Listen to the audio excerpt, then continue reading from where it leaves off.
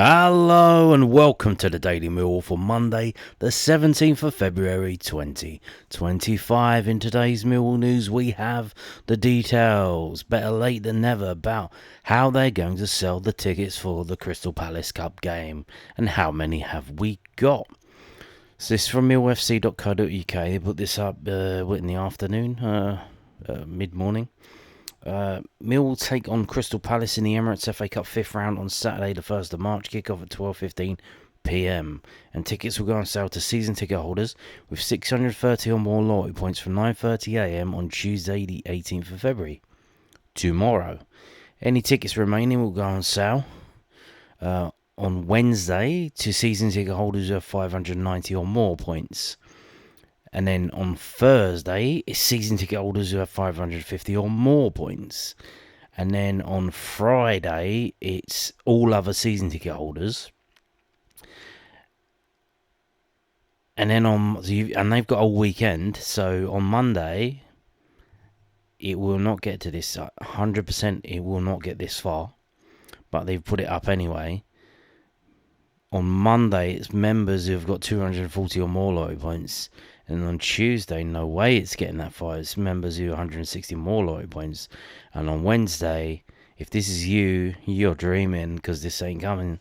It's all other members. Tickets are priced at £25 for adults, £15 for over 65s, and £10 for under 18s. We have an allocation of 3,781 tickets.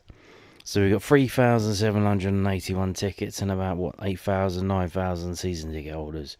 You do the math. This is probably gonna be gone by Friday. Probably Friday 10 o'clock. I would imagine Friday 10 a.m.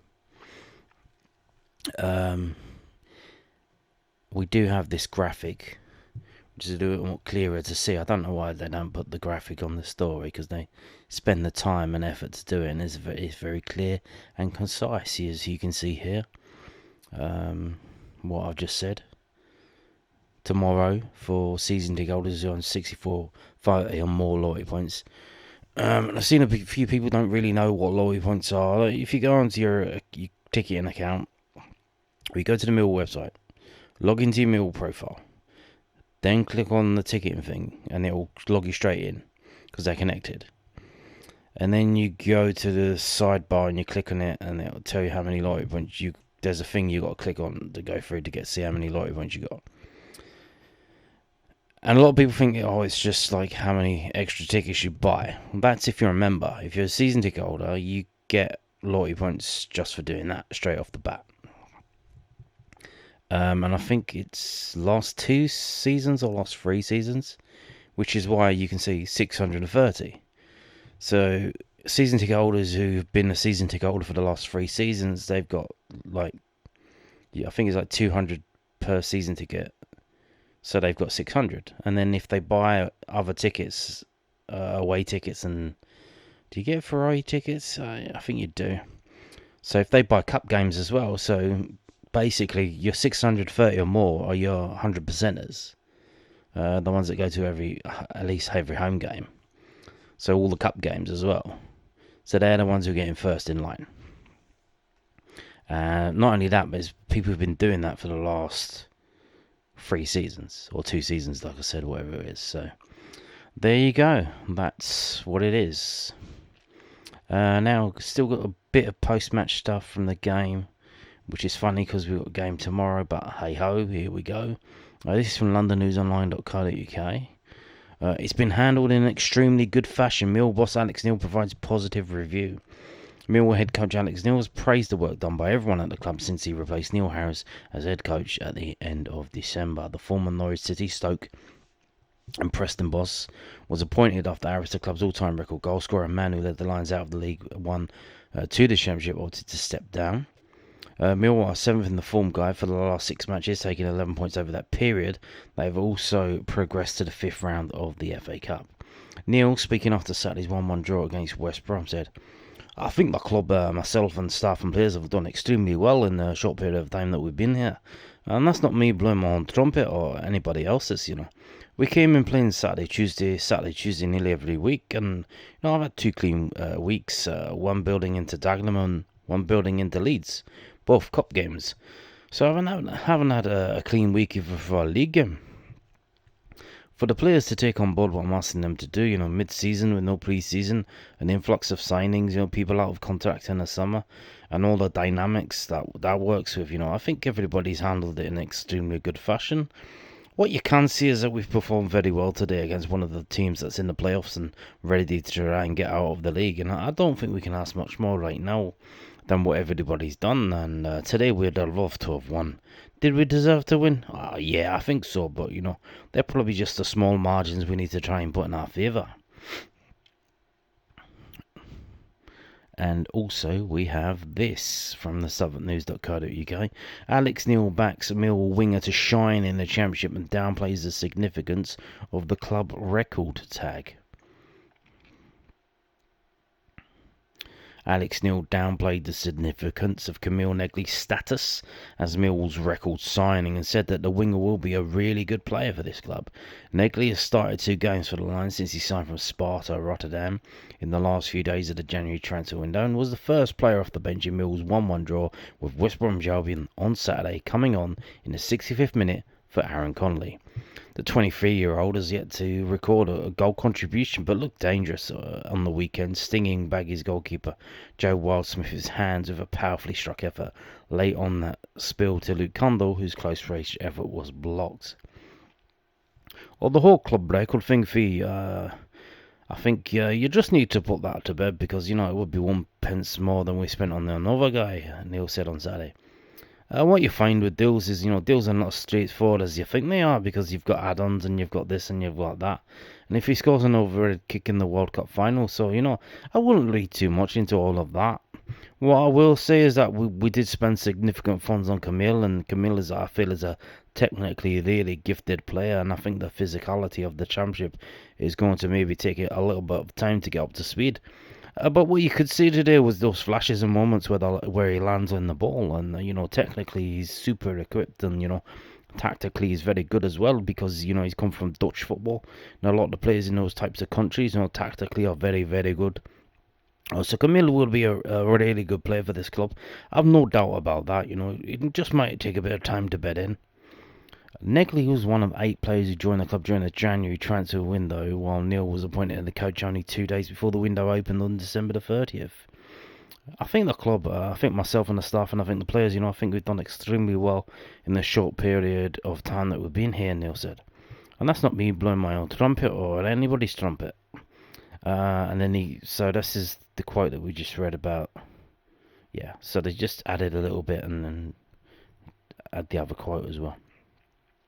Also from the West Brom game, the shirt. Do you see that shirt? Do you like that shirt? Do you want to buy that shirt? Sir? Do you want to buy a shirt, sir?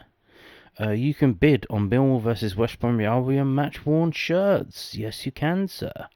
Match-worn shirts from Millwall Sky Bet Championship fixture against West Bromwich Albion are available to bid on now, with shirts from goalscorer Jake Cooper and the other goalscorer Joe Bryan, Jafet Tanganga, Femi Aziz, and more up for grabs. Make your selection at the link above. Auctions close at midday on Wednesday, the 26th of February. So let's have a look. This is from matchwornshirt.com. It is live. And here we go again. Same old. The shirts from Tanganga are always the most expensive. When we look at these, Femi Aziz and then Jake Cooper, But if you wanted a bargain, Joe Bryan, £66. How about that? Not bad, eh? Ivanovic, £79. Hey, Dinor, Kasper, £69. Nice. So there you go. Matchwornshirt.com. Yet another shirt auction. And there you go.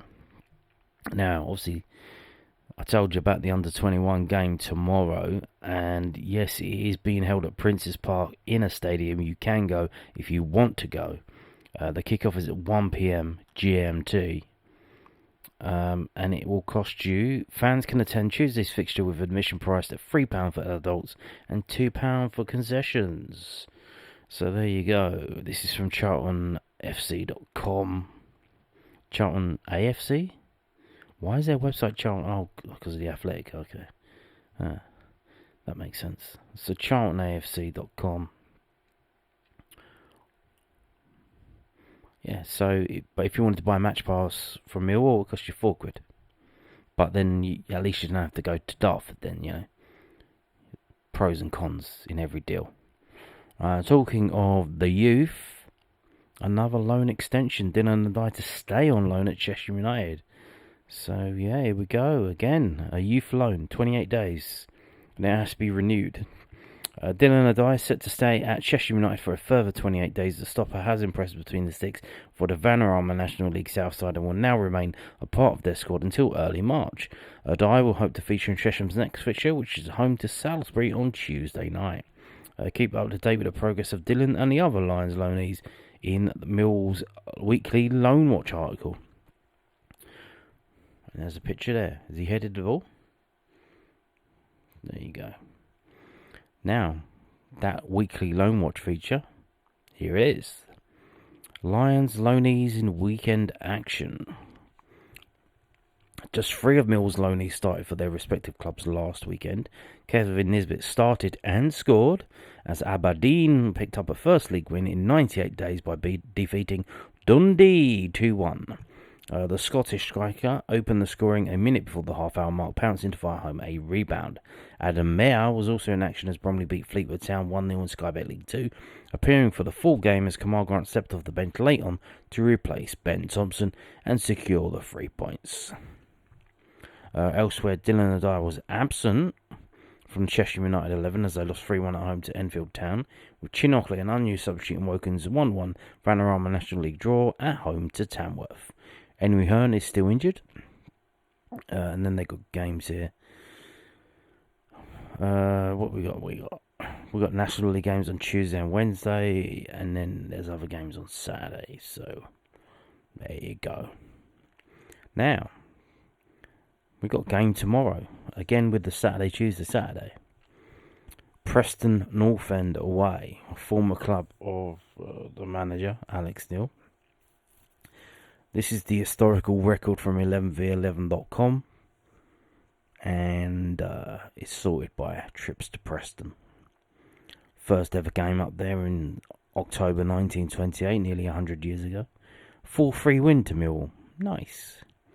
But in the early years, a lot of wins and losses. So, what we got? 1934, 4-2 defeat. Didn't play them for a while until 1966, and that was a 2-1 defeat. 2 wins in a row, which was rare in those days. 1968, a 1-0 win, and then another 1-0 win in 1969. And then later on that year, 1969, a 1-1 draw. But then, we do not win a game. From 1969 all the way down to 1998, we do not win a game up at Preston. In the 70s and the 80s and the 90s until 1998, we don't win another game up there. And they're all in the league. There's no cup games. Not only that, we lose quite a lot of these games. There's only 3 draws there. 2 0-0s and that 1-1. And that's 12 games, 12 trips up to Preston without a win. Finally, on the 10th of November 1998, a 1-0 win. Lovely jubbly. But then after that, we go back to losing until, if we go down to right here, right now, in the 2020s, we are unbeaten this decade against Preston at Preston. Starting in February 2020, a 1-0 win. October 2020, a 2-0 win. April 2022, 1-1 draw. November 2022, 4-2 win. And in October 2023, a 1-1 1 draw. That was the last trip up there. So, 5 games without defeat, which is the best ever run that we've got. So there you go. Does that carry on? You would imagine on the law of averages it wouldn't. That they're probably due to win, and we're due to get one of these red L's. But why not? If we can, if we can go 5 games without losing, we can go 6 games without losing. It's not beyond the realms of possibility, especially the state of the 2 teams at the moment. But let's have a look at that. So right here, right now, currently this season, this is the last 6 games up at Preston. As you can see, it's 1 win from Preston, 3 wins for Millwall, 2 draws, 7 goals for them, 11 goals for Millwall, 11 yellow cards for them, 9 yellow cards for Millwall. This is what the table says right now. Both teams are in the middle of the table. We're 14th, they're 15th. But that's only on goal difference. It is only on goal difference. We got a goal difference of -1. They got a goal difference of -4. Both teams are 41 points. They've lost less games than us. But they have won less games than us. It would be funny if we won 1-0 tomorrow, because we would then go on to 11 games won, 11 games drawn, 11 games lost, and have a goal difference of 0, having scored 33 and conceding 33. So everything would be perfectly balanced until it isn't in the next game. But hey, if we expand the league table and see what we're playing for, we're playing just to catch up, because we're adrift. We're 3 points adrift. So this is a game in hand for both teams. If we win, if we win tomorrow, we obviously go up to 44 points. And depending on the size of the win, we may go up 1 place above QPR. But more than likely, if it is a win, we'll stay where we are, and we'll just go 3 points above Preston rather than being level with them. So that's what we're looking at the moment. If we go to home form, are they any good at home? So they've only lost twice at home so far this season. They've drawn a lot. They've drawn 8 goals at home, which is half of their home games so far this season. They've only conceded 13 goals in 16 home games, and they've only scored 18 goals in 16 home games. So their home form is basically probably a little bit better than ours, really. They got the same amount of points, more or less, but they've only lost twice. Our away form has improved. But again, we've got a lot of draws away from home. 7 draws away from home. Are we looking at a draw tomorrow? Wouldn't surprise me. We've only scored 13 goals away from home. That's less than a goal a game. 15 away games we played. If we look at the form table, both teams are the same. 1-3, drawn 2, lost 1 of the last 6 games. They've only conceded 4 goals in their last 6 games, whereas we've conceded 9, although 5 of them were in 1 game. So there is that. So let's have a look at this. So this is Preston's last 6 home games. 2 of them, however, against lesser opposition in the FA Cup. So they got the home draws in the FA Cup. Interesting, they couldn't score against Wickham in 120 minutes. They had to go through on penalties. And they couldn't score against Burnley, which is no disgrace, because Burnley are very good defensively right here, right now. In each of the previous home games before, they conceded a goal against Sheffield Wednesday, conceded against Oxford, conceded 1 goal against Charlton, conceded 1 goal against Middlesbrough. They scored 3 against Sheffield Wednesday and 2 against Charlton and 2 against Middlesbrough and only 1 against Oxford. So, have they forgotten how to score at home? Don't know. See, Millwall, last time out, 5-1. That wasn't good.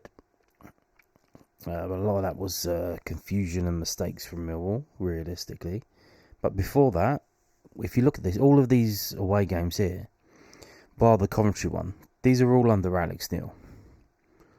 So we start to see we actually win away from home, but only we keep clean sheets. So things have improved. That this is the Alex Neil effect. This is him. He's done this.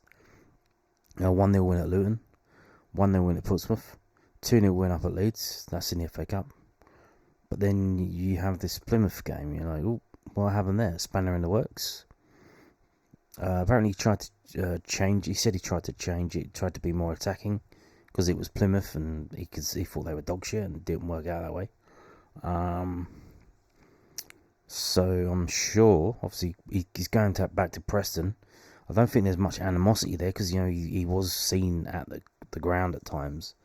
So I think he's still got a place up there as well. I don't think he has much animosity there, but surely it's a game he wants to win.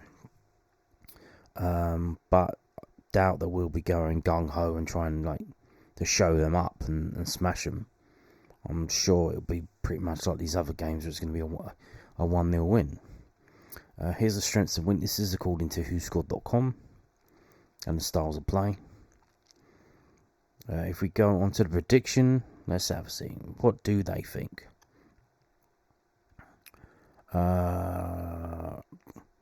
Preston held promotion contenders Burnley to a goalless draw on Saturday in a contest marred by an off-the-ball incident between Hannibal and Militin Osmajic. The result was a positive one for the Lily Whites, who were unbeaten in 9 home league games at Deepdale. So they haven't lost 9 times at home in their last 9 home games. Millwall were ahead for just 7 minutes against West Brom at the weekend as Jake Cooper's opener was cancelled out by a Joe Bryan own goal in a stalemate in South London. Alex Neil's team have won 2 of their last 3 away league matches ahead of this midweek fixture, but the 5-1 defeat to Plymouth will be at the forefront of the Lions' minds. And they say Preston 1, Millwall 1.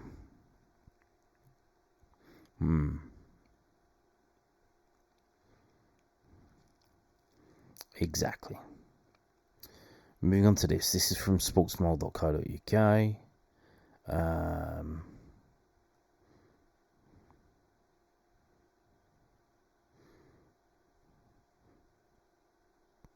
Okay. I'm not going to read all this.